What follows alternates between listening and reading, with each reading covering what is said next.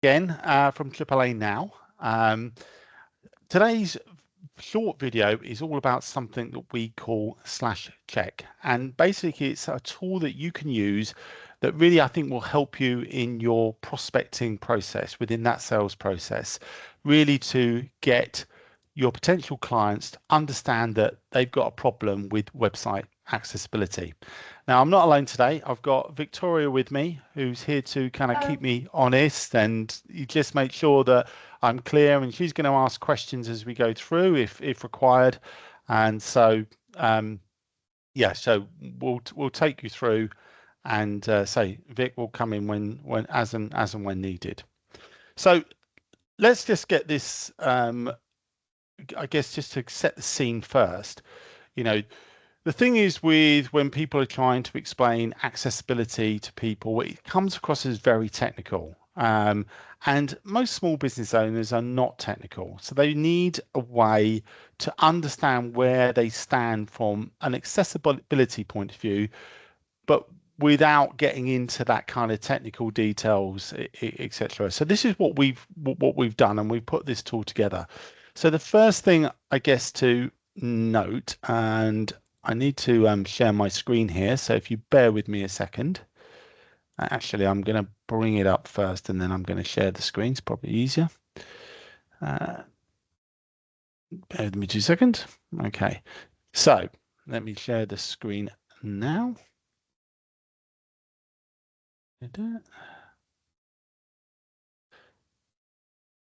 Okay, let's share the screen now, and let me find the one that I'm looking for.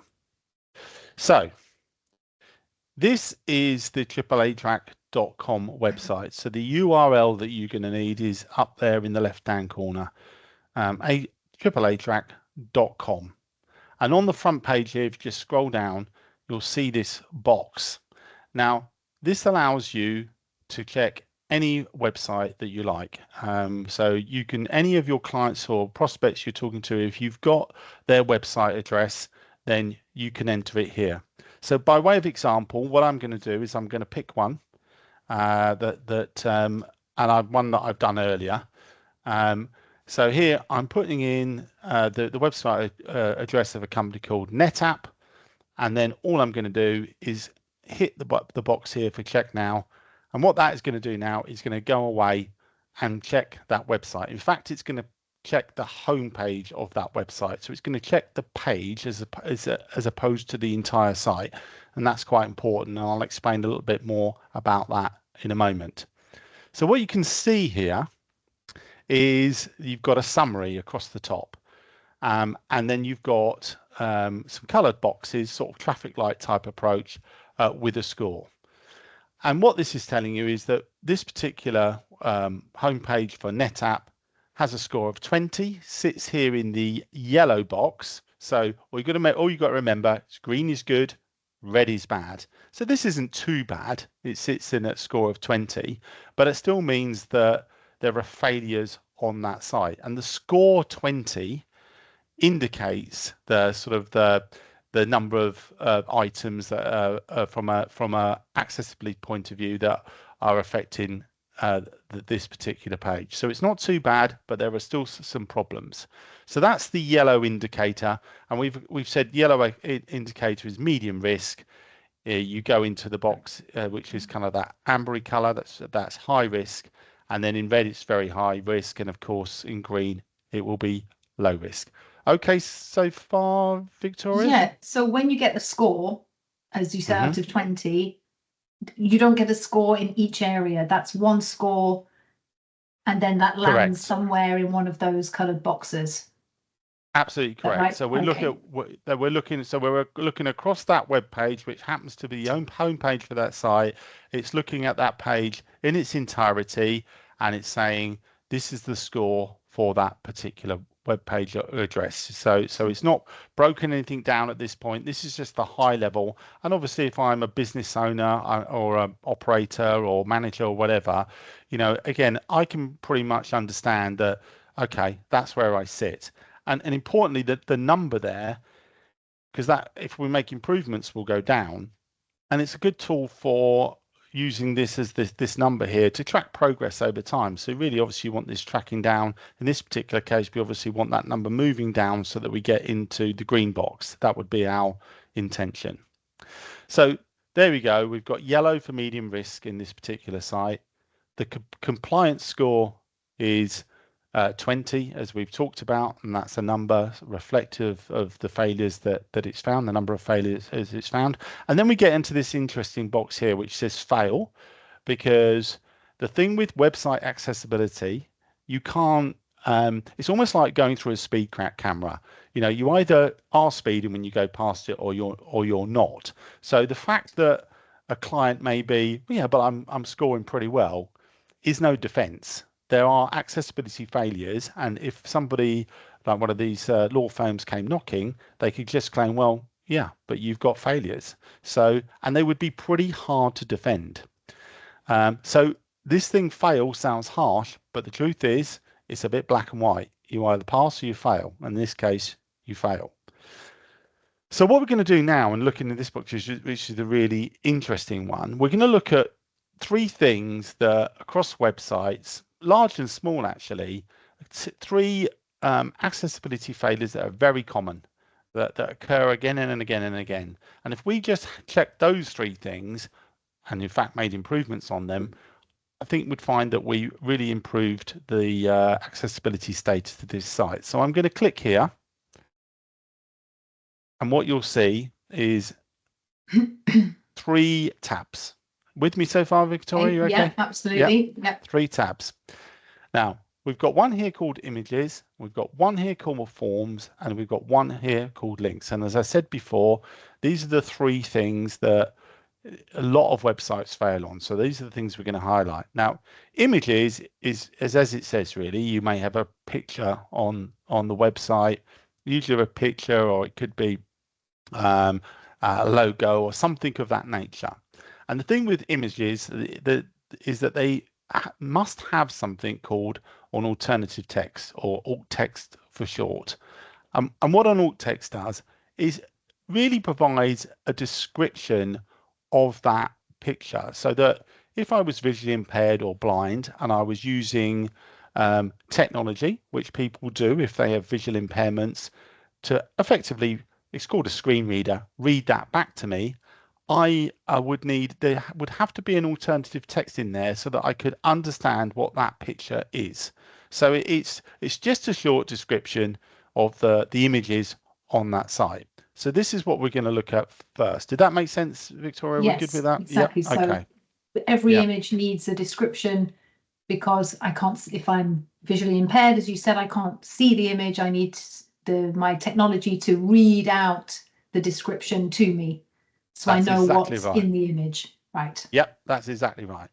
So look, we'll have a look at the images on this one, and if it found some absolute glaring errors, images that require attention, it would come into this particular box that hasn't actually found any on this. And we saw that it scored quite well, but it's also showing you all the images that it has found and what the alternative text is for that. Now, you could argue that I'm not sure that all these descriptions are fantastic. I mean, that's a very good one. Amazon Web Services logo, because that's exactly what it is. But, you know, they've done a pretty good job. They've actually provide alternative text for most of them. But then when we look down the bottom here, you've got something that says null alternate text.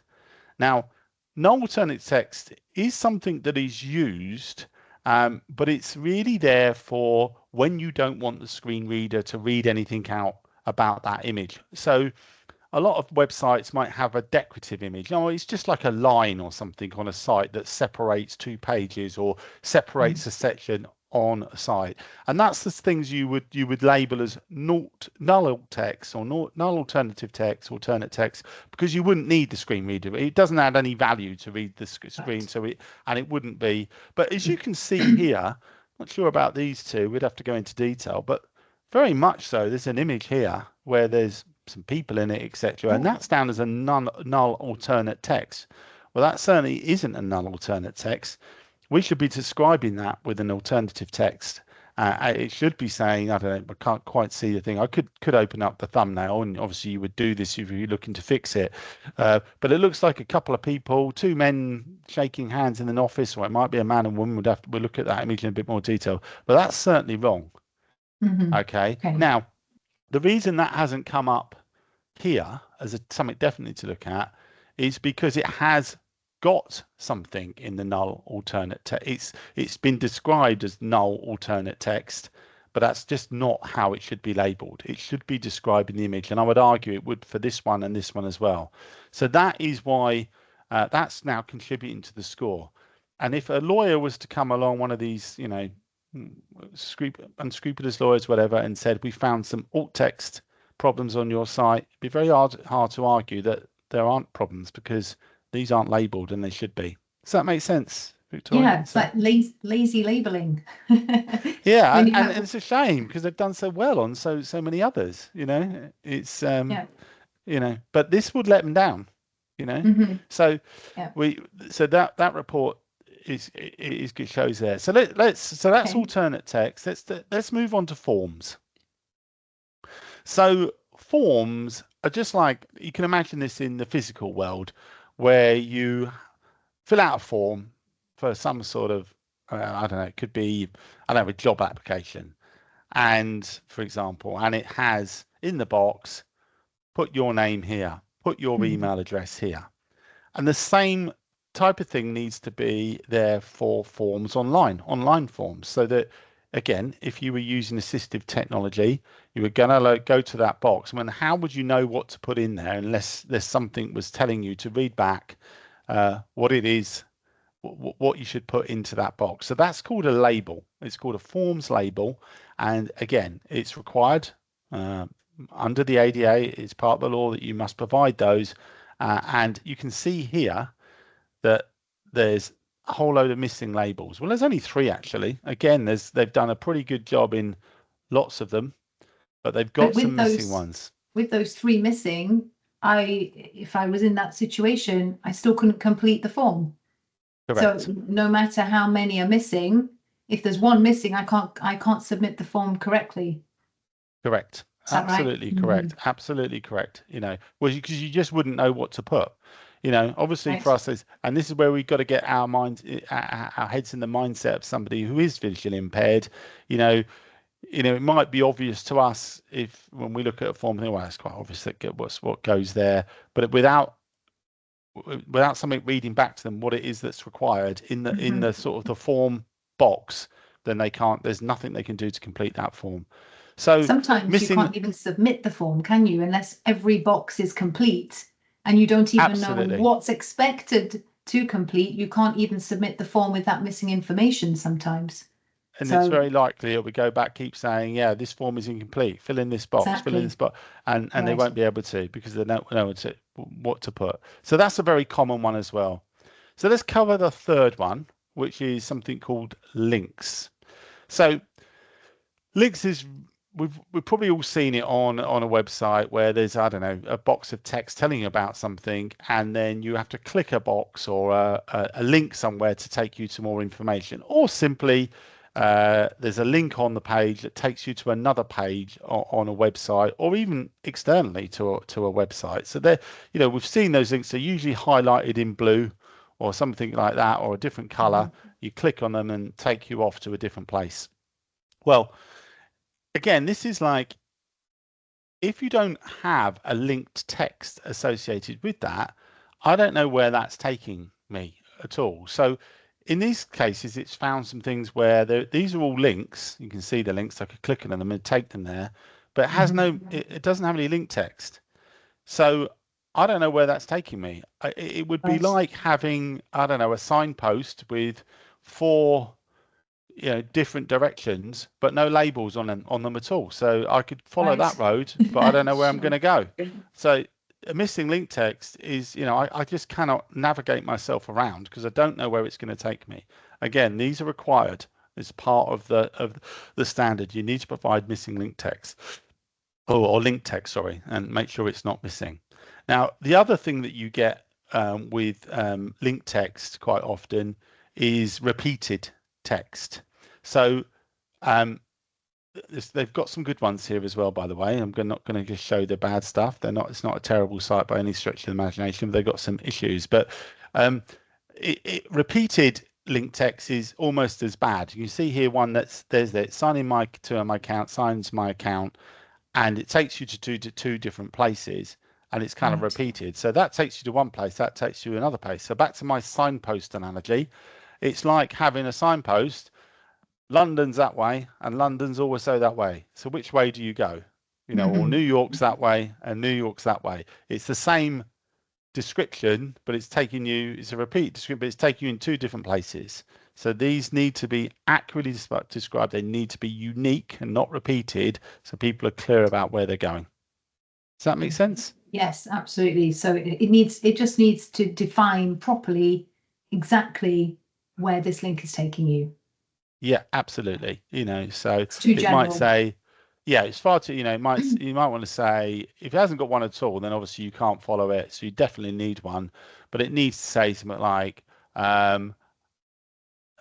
link to our accessibility page, for example, and then you click the link and it would take you to the accessibility, or a link to directions of how to find our office. Something like that, something a bit more descriptive in there so that they would know where the link is taking them. Okay. And those are the sort of the three things that are very, very common, and that you can take people through. What we also have, which I think is really, really handy.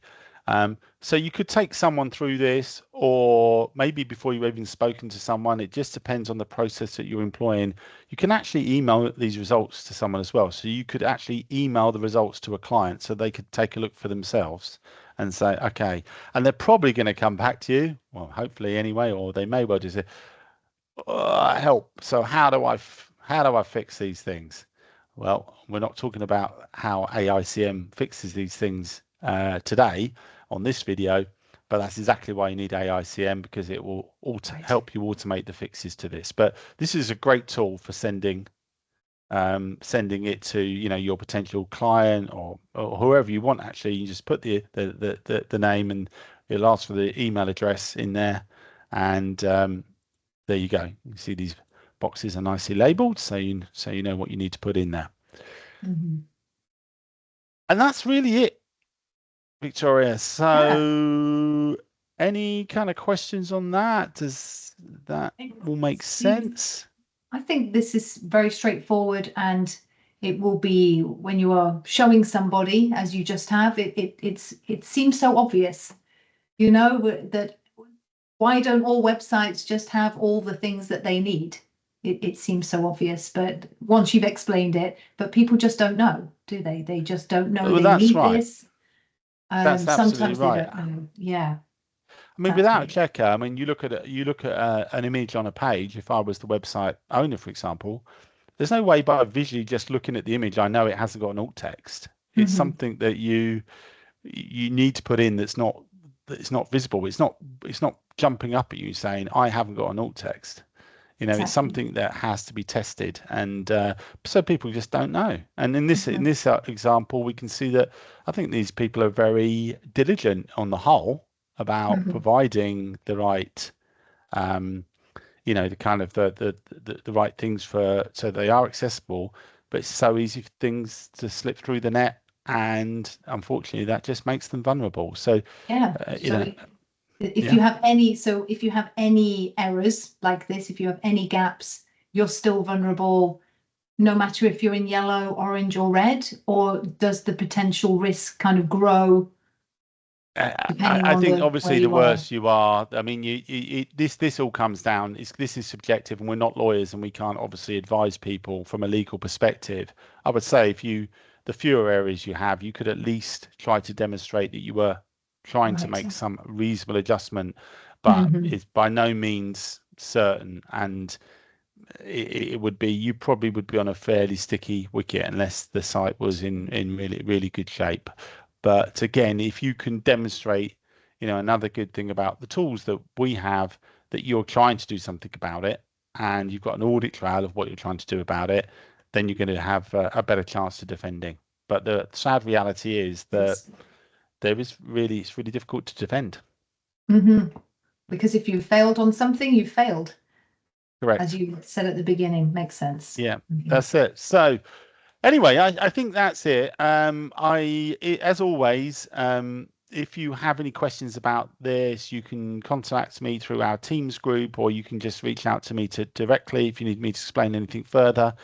But for now, I think that's it. So thanks very much, Victoria. Yeah, no, thank you. It's very interesting and very clear. It's very good. Good. Great. Thanks so much. Thanks. I'll stop sharing now.